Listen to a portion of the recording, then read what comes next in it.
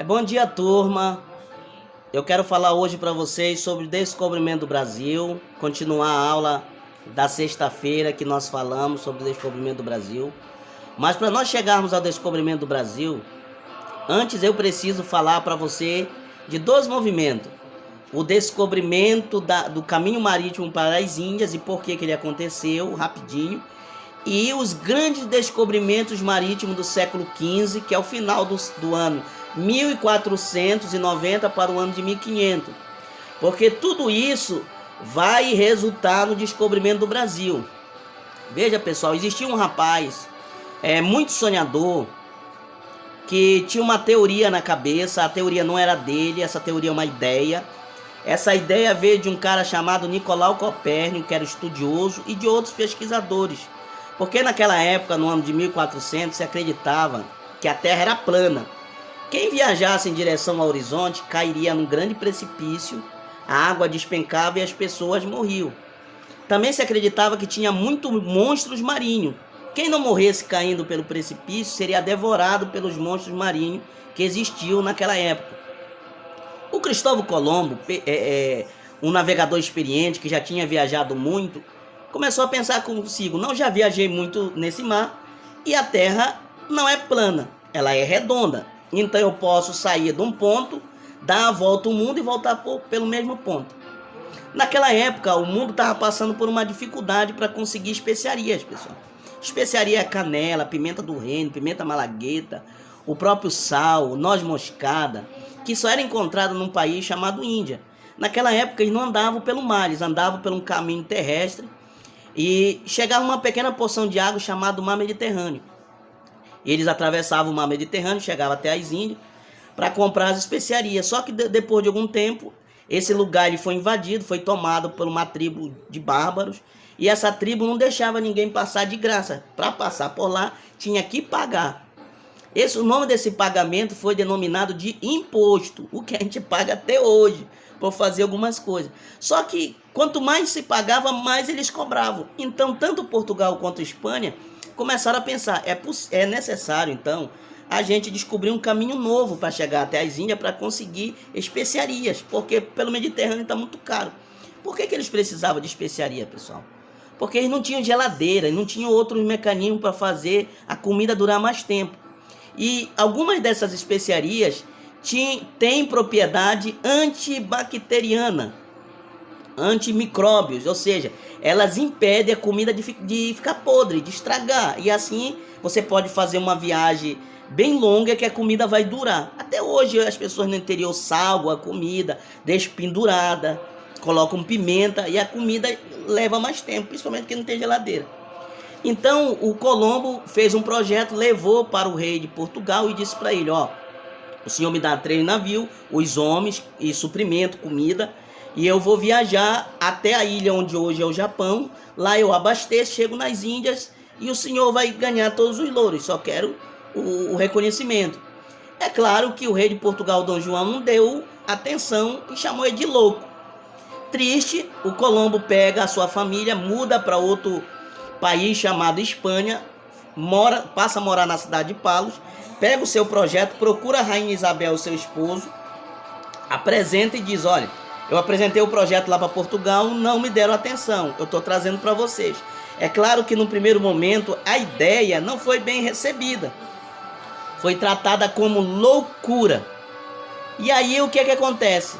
Pensando assim, o rei de Portugal, vendo a situação como estava, cada vez ficando mais caro a passagem pelo Mediterrâneo, financia um dos seus navegadores mesmo, o Bartolomeu Dias. O Bartolomeu Dias então pega um navio com a sua tripulação, segue em direção à África. Olha, a África, eu vou pegar aqui para vocês, segue em direção à África. Aí o que ele faz? Ele sai daqui de Portugal, circunda a África, chega até um lugar onde tinha muita maresia, muito vento, que era um lugar onde muitos navios naufragavam, chamado Cabo da Tormenta.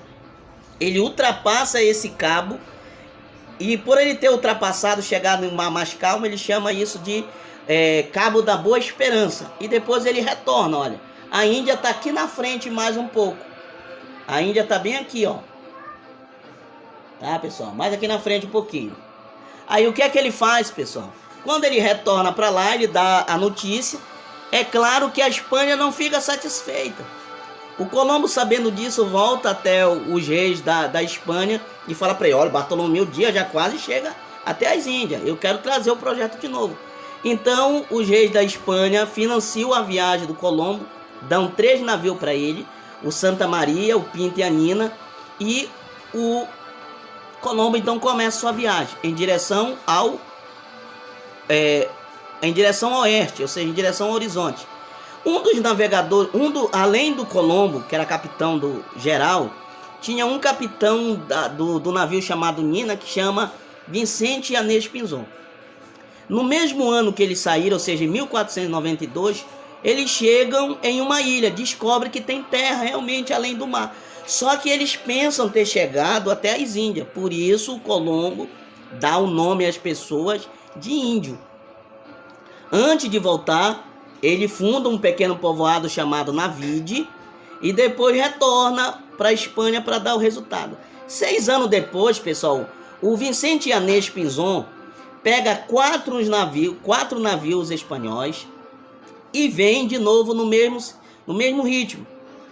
E a história conta que ele pegou uma grande tempestade e ele acabou saindo um pouco da rota de onde o Colombo tinha ido com ele, inclusive em 1492, e descoberto a América Central, ou seja, uma ilha das Bahamas, né? E aí, o que acontece?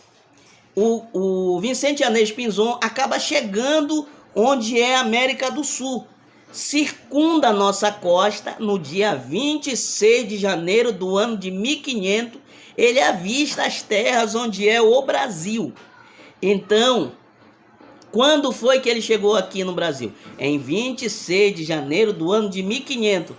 Aí, sabendo dessa informação, pensando que ele tinha chego lá também ainda, o pessoal lá em Portugal financia um outro navegador chamado Vasco da Gama, que dá nome a um time de futebol. O Vasco da Gama pega as informações que ele já tinha do Bartolomeu Dias, circunda a África e consegue chegar até as Índias. Nisso, o Vicente Pinzon ainda está andando aqui na costa brasileira. Somente tempos depois ele consegue voltar. Quando ele está voltando, o rei de Portugal, Dom João, está financiando um outro navegador chamado Pedro Álvares Cabral, que somente em março de 1500 começa a sua viagem, que culmina no descobrimento do Brasil em 22 de abril de 1500. Com isso eu quero dizer para vocês, pessoal, que enquanto em 26 de janeiro de 1500, Vicente Yanez Pinzon já tinha chegado nas nossas terras, o Pedro Álvares Cabral nem tinha saído de Portugal ainda. Somente em março, ou seja, 2 meses depois, que o Vicente Yanez Pinzon tinha chegado nas águas brasileiras pelo Rio, inclusive chegou a navegar, segundo o livro Brasil é Amapá, onde a terra que o Brasil começa, do senador José Sarney, ex-presidente da República, né? E segundo um tratado que eu li aqui no livro, que é de uma pesquisadora francesa, não lembro agora, que fala sobre as guerras, os conflitos, 4 meses, janeiro, fevereiro, março, abril, 3 meses depois, o Cabral chega no Brasil.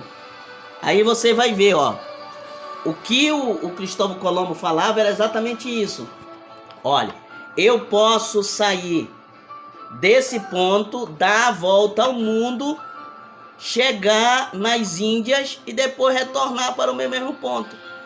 O Cabral sai daqui, ó, sabendo que tem terras. Ele sai nessa viagem, mas como é que ele sabia que tinha terra, pessoal? Porque depois que teve essas viagens, tanto do Cristóvão Colombo quanto do Bartolomeu Dias e do Vasco da Gama, houve um grande conflito entre Portugal e Espanha. Foi preciso o Papa entrar na negociação e dividir o mundo em 2 partes. Uma parte pertencia a Portugal e uma parte pertencia à Espanha. Eles traçaram uma linha do Polo Ártico ao Polo Antártico, chamado Tratado de Tordesilhas. E foi graças ao conhecimento desse tratado que o Pedro Álvares Cabral, sabendo que tinha terra para cá, pegou e veio e chegou no Brasil. Então ele não chegou por acaso, pessoal, ele já sabia, pelo descobrimento do Cristóvão Colombo e pelas falas do Vicente Yanez Pinzon e do Bartolomeu Dias e do Vasco da Gama, que tinha terra para cá, pessoal. Só que uma coisa você deve ter na memória, pessoal. Mesmo Colombo tendo descobrido a América, ele não deu nome ao continente. Quem deu nome ao lugar onde nós moramos foi um outro navegador chamado Américo Vespúcio. O Colombo dá nome a um país da América do Sul chamado Colômbia. E uma coisa que talvez você não saiba, depois de todo esse feito, Colombo foi preso. Colombo foi acusado de ser responsável pela morte de muitos indígenas. Ele perdeu o dinheiro que tinha sido prometido para ele e acabou morrendo depois sem as graças que ele deveria ter. Seus filhos entraram na justiça para receber o dinheiro que lhe era devido, tá, pessoal? Então quem descobriu o Brasil foi Vicente Yanez Pinzon. Por que está até hoje no livro de história? Porque o Pedro Álvares Cabral estava em viagem oficial e o reconhecimento da viagem do Vicente Pinzon só aconteceu tempo depois. Mas isso não tira a certeza histórica reconhecida por vários países do mundo que o primeiro navegador que chegou aqui não foi o Pedro Álvares Cabral, foi o Vicente Yanez Pinzon em 26 de janeiro de 1500. Então nós vamos comemorar esse ano, em 22 de abril de 1500, o descobrimento do Brasil. Mas nesse momento que eu estou falando com vocês, o Brasil já foi descoberto em janeiro passado, agora dia 26, por um navegador que no livro do José Sarney, Amapá, a terra onde o Brasil começa, diz inclusive que ele chegou hoje em um rio chamado Rio Amazonas e teria feito contato com os povos daqui. Inclusive teria uma das suas naus chegado até o rio Oiapoque, denominado de o Rio da Cobra Grande. Viu, pessoal? Nos livros históricos, em mapas históricos, inclusive tem uma confusão. Porque em muitos mapas que o José Sarney encontrou na Espanha, em Portugal, está o nome de Rio Amazonas, onde muita gente diz que o Vicente Pinzon chegou na sua viagem no Maranhão. Mas mapas históricos mostram que não teria sido no Maranhão, mas sim no Rio Amazonas. Ele teria passado, inclusive, aqui na frente, onde é o Amapá. Então, você pode acreditar também nessa tese. Tem muita gente que diz que o Brasil não foi descoberto pela Bahia, não foi descoberto pelo Rio de Janeiro, não foi descoberto pelo Ceará, mas teria sido descoberto pelo Amapá, diante das evidências que se tem hoje.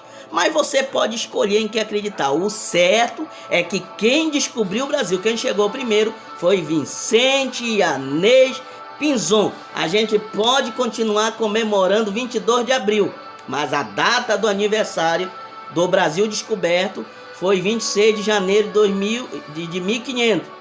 Está no livro de história porque um escritor chamado Pero Vaz de Caminha registrou toda a viagem e chegou de volta em Portugal e disse: nós descobrimos uma terra. E depois dele, o Vicente Pinzon chegou avisando que já tinha chegado aqui há muito tempo. O registro mostrou o registro, mas para a história, para os relatos, como ele estava nessa viagem, nós somos induzidos a continuar acreditando que foi o Pedro Álvares Cabral. Mas aqui eu quero deixar você com a liberdade de escolher em quem acreditar. Eu acredito que foi o Vicente Pinzon, mas você pode continuar acreditando. Eu acredito que o Brasil foi descoberto pelo Amapá, mas você pode acreditar no que você desejar. O importante é que quando você ouvir uma informação, você possa pesquisar você mesmo para formar a sua verdade. Tá, pessoal? Espero ter ajudado você. Esse aqui é o mapa mundo como a gente conhece hoje. Se o Cristóvão Colombo tivesse uma representação do mundo dessa forma, certamente os reis de Portugal e da própria Espanha não teriam duvidado dele. Hoje a gente conhece que não é só um oceano, nós temos o Oceano Atlântico, o Oceano Pacífico e o Oceano Índico.